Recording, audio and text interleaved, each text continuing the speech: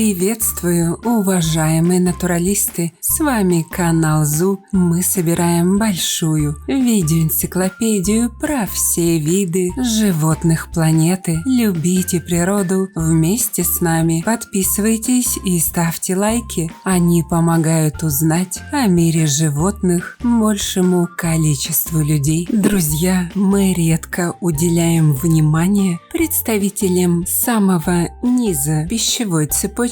Голым обезьянам обычно интересны хищники. Видимо, жажда хлеба и зрелищ в нас заложена на высочайшем уровне. Однако сегодня мы уделим внимание весьма красивому и интересному копытному. Встречайте благородного оленя или настоящего оленя. Парнокопытное млекопитающее семейство оленевых. Сразу скажу, от благородства в этом олене есть только название, ибо в реальности сие парнокопытное – это типичный гопник. На его счету висят такие преступления, как вандализм, нарушение закона о тишине и регулярные драки. Некогда ареал благородных оленей простирался от побережья Тихого океана до берегов Атлантики. Однако людишки внесли свои небольшие коррективы, отжав у копытных монархов львиную долю их владений. Впрочем, на сегодняшний день его благородие живут по всему свету. В Америке и даже в Австралию и Новую Зеландию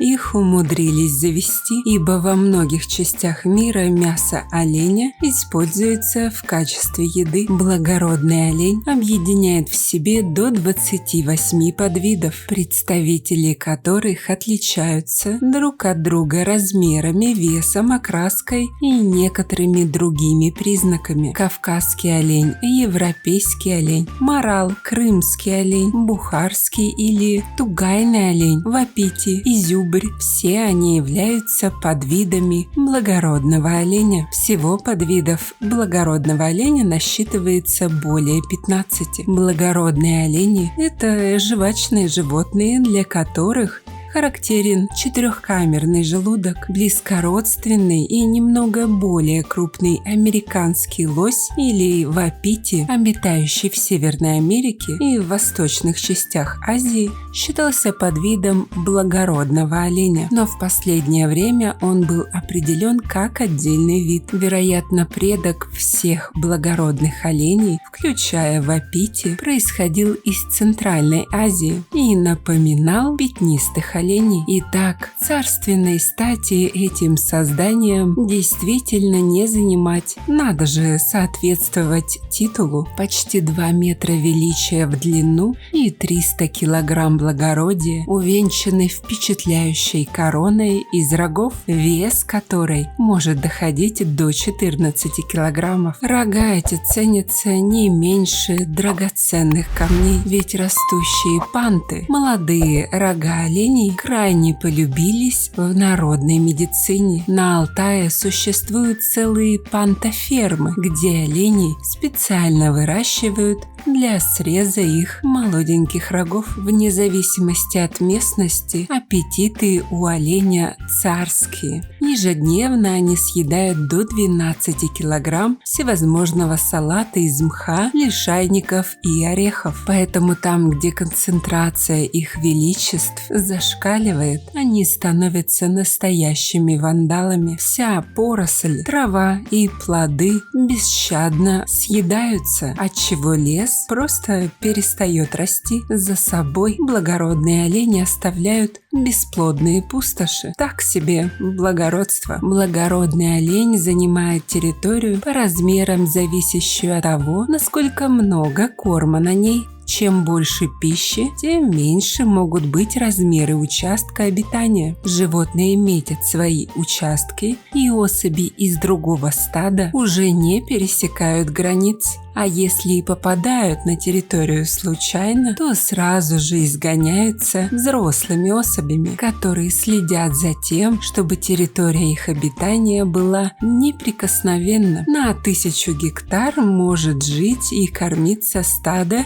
из 4 оленей, а может и из 30, в зависимости от кормовой возможности участка. Осенью у благородных оленей наступает сезон любви, и налет благородства, которого и так было мало, слетает с этих аристократов полностью. Мужчинкам начисто сносят башню, и они целых 1,5 месяца оглашают окрестности своим ором. Крики полоумных самцов разносятся на несколько километров в округе. Справедливости ради, голосят самцы не просто так, а пытаются завоевать себе лучшую благородную самочку. Кстати, во время гона обычно пугливые олени готовы накинуться на кого угодно, в том числе и на человека. Думаете, дамы сердца могут прибежать и угомонить этих дебоширов? Не тут-то было. С приходом дам самцы не только не успокаиваются, а устраивают настоящую бойню. Драки у оленей скорее показушные, дабы выпендриться перед барышнями, хотя и без ЧП не обходится. Бывает, соперники намертво сцепляются рогами и остаются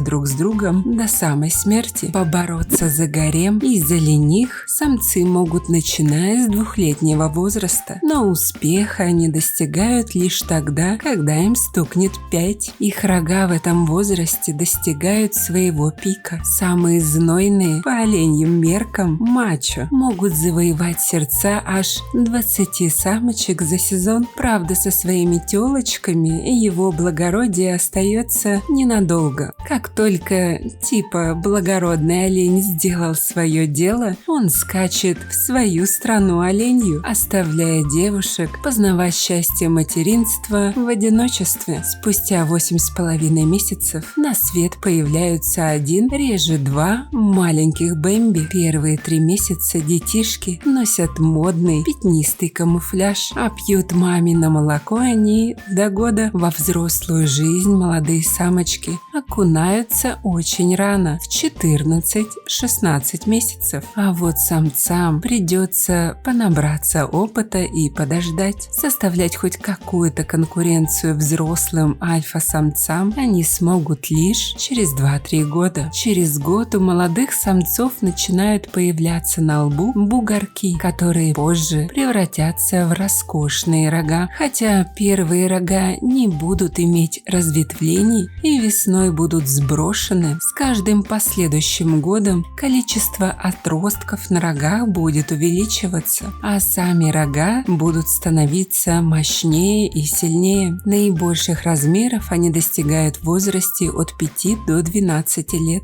Потом они становятся с каждым годом меньше, слабее и уменьшается количество отростков. Рога сбрасываются в марте-апреле, иногда в теплые зимы в январе-феврале, а костенение пантов происходит в июле-августе. И после всего вышеперечисленного возникает закономерный вопрос: так почему олень все-таки благородный? Ответ прост. Глупые людишки, как всегда, повелись на внешность. Его оленья красота задолго до зарождения систематики сделала его героем легенд и сказаний, где этот копытный борется за все хорошее против всего плохого. На деле, как всегда, все наоборот. Природным врагом благородного оленя являются волки. Как правило, взрослого оленя одному хищнику трудно добыть. С крупной особью справится только стая. Защищаются олени с помощью копыт, а самцы еще и рогами. Также охотятся на оленей тигр, леопард, в новом свете пума, рысь, росомаха и медведь. Однако главным врагом благородного оленя с полным правом можно считать напугать людишек, в 2014 году благородный олень был внесен в реестр сельскохозяйственных животных,